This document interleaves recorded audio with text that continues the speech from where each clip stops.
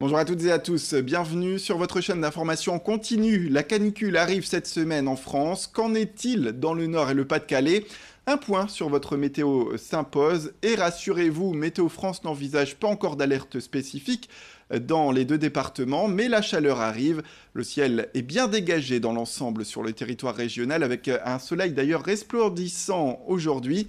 Côté température sur la métropole lilloise, comptez pour les maximales jusqu'à 30 degrés à l'ombre en moyenne tout de même. Sur le littoral, c'est un peu plus agréable avec des températures en dessous des 30 degrés et un vent léger qui devrait permettre de mieux vivre cette période de chaleur. Plus d'informations sur vos prévisions météorologiques, bien sûr, ce sera en images après cette édition. Place dans l'actualité à un projet qui vise à apporter plus de mobilité en campagne. Le département du Nord veut apporter une égalité entre les territoires ruraux et les territoires urbains. C'est pourquoi Patrick Valois, vice-président du département en charge de la ruralité et de l'environnement, a mandaté un cabinet d'études. Celui-ci a demandé ces derniers mois l'avis des habitants de 470 communes rurales. Et les résultats sont là, il en ressort un sentiment de discrimination. Certains montrent de vraies difficultés, disent-ils, pour mener des activités courantes comme aller faire ses courses ou aller chez un médecin avec des trajets qui peuvent être très longs, jusqu'à plus d'une heure. Un appel à projet d'1 million d'euros sur 2 ans a donc été lancé pour accompagner les intercommunalités vers des projets qui pourraient améliorer la situation. Les dossiers doivent être rendus pour le 15 octobre prochain avec une délibération du département aux alentours du 15 décembre. On écoute l'élu à ce sujet au micro de Margot Sailly.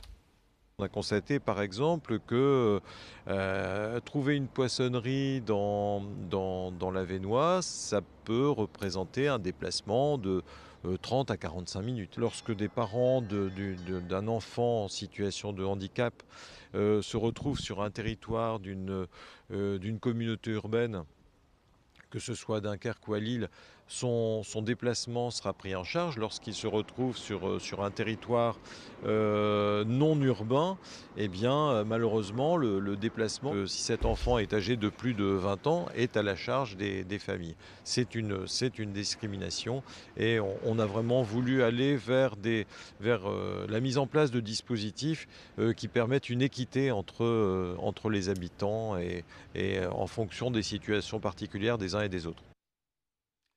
Comment garder le patrimoine intact sans dépenser trop d'argent?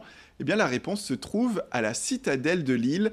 Depuis vendredi, comme chaque été depuis plusieurs années, une équipe de bénévoles vient redonner de l'éclat aux bâtiments historiques.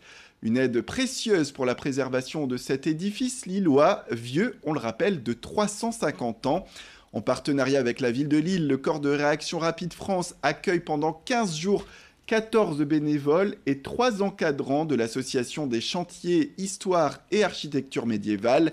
Les jeunes vont ainsi restaurer la poterne Saint-Georges où était stockée la poudre des différentes armes au temps de Vauban. Les bénévoles bénéficient en échange d'un réel apprentissage car ils sont pour la plupart étudiants en école d'architecture, d'ingénieur ou encore d'histoire de l'art. Ils viennent aussi de toute la France.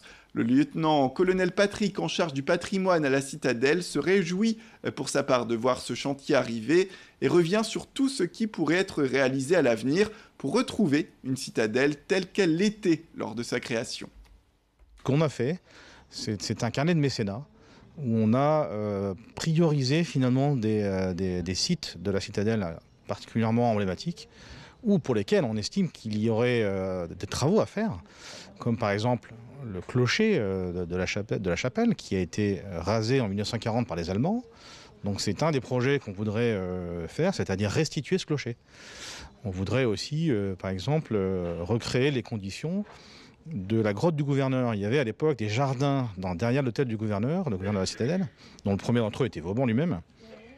Il y avait, on va dire, une partie privative qui englobait des jardins en terrasse, qui utilisaient le rempart comme terrasse et qui utilisaient le rempart pour pouvoir agrémenter une grotte artificielle. Et donc on aimerait en fait pouvoir à terme, mais ça on est dans des horizons de temps qu'on ne maîtrise pas, mais éventuellement pouvoir restituer cet objet particulièrement insolite dans un site militaire. Le département du Nord continue de profiter des vacances d'été pour engager les travaux les plus importants dans les collèges du département. Après la métropole lilloise la semaine dernière, nous sommes allés à Watt, au collège Jacques Prévert, qui fait partie des infrastructures qui avaient besoin d'un nouveau préau devant l'augmentation importante du nombre d'élèves. On le rappelle, le budget travaux pour l'ensemble des collèges du département est de 65,5 millions d'euros, avec un axe fort. Il s'agit bien sûr d'améliorer la sécurité des élèves et le confort d'apprentissage, des investissements nécessaires et qui, à en croire le proviseur du collège Jacques Prévert de Watt, ont un véritable effet sur le comportement des petits. Il l'affirmait d'ailleurs vendredi au micro de Corentin Escaillé. Les élèves ont un comportement très différent de ce qu'il était avant dans l'ancienne cour, puisqu'on a eu un gros chantier en 2012 où la vêture de l'établissement a été complètement refaite et la cour a été également redessinée à ce moment-là. Et cette nouvelle cour a donné un nouvel état d'esprit aux élèves et ça a engendré un climat scolaire en récréation beaucoup plus calme. Cet été, avec les vacances, alors que vous partez peut-être sur la plage ou que vous soyez chez vous, à l'ombre, en cette période de canicule, lire un bon livre, c'est une solution pour passer un bon moment, pour s'évader également. Jusqu'à la rentrée, retrouvez donc sur votre chaîne d'information des idées de livres à dévorer. Place cette semaine à une nouvelle œuvre qui vous emmène tout droit au Danemark.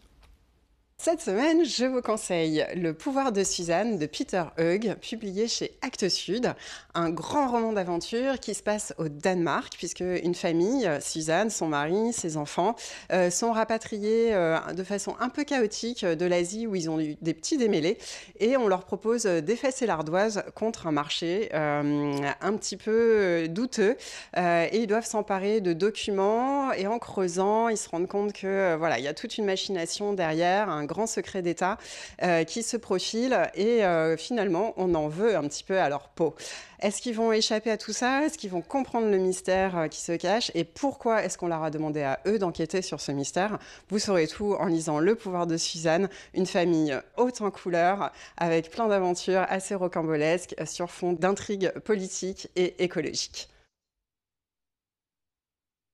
Voilà, c'est la fin de cette édition. Merci à toutes et à tous de nous avoir suivis. Restez avec nous, l'information continue.